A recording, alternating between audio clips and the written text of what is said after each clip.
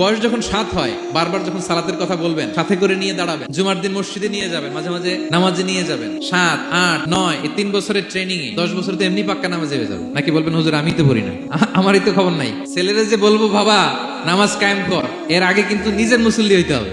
নামাজের ব্যাপারে no consideration, কোনো ছাড় নাই। সালাত আপনাকে পড়তেই হবে যে কোনো পরিস্থিতিতে। এজন্য 7 বছর বয়স থেকে বিশ্বনবী ওয়ার্নিং দিতে বলেছেন।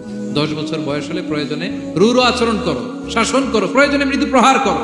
অনেক ফ্যামিলি আছে নিজেও নামাজি, ছেলে মেয়েদেরকেও নামাজের কথা বলে পড়ায়। জোহর পড়তে দেয়, আসর পড়তে দেয়, মাগরিব পড়তে দেয়, এশা পড়তে দেয়, ফজর পড়তে দেয় না। ফজর নিয়ে টেনশন নাই। কেন?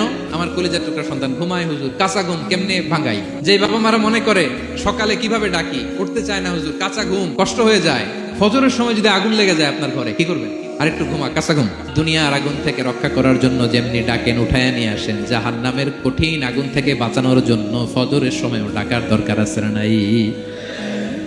দুনিয়ার আগুনের চেয়ে কমপক্ষে 70 গুণ বেশি তেজওয়ালা। বিষ্ণু বলেন নারুকুম তুকিদুন, যে আগুন দিয়ে কিচেনে রান্না করো, জাহান্নামের আগুন কিন্তু এই আগুন নয়। জাহান্নামের আগুন দুনিয়ার আগুনের চাইতে কমপক্ষে 70 গুণ বেশি তেজওয়ালা। তাহলে ফজরের সময় ডাকবেন তো ছেলে মেয়েকে, হ্যাঁ, নিজেও পড়বেন, ছেলে মেয়েদেরকেও ডাকবেন। আকিমিস সালাহ।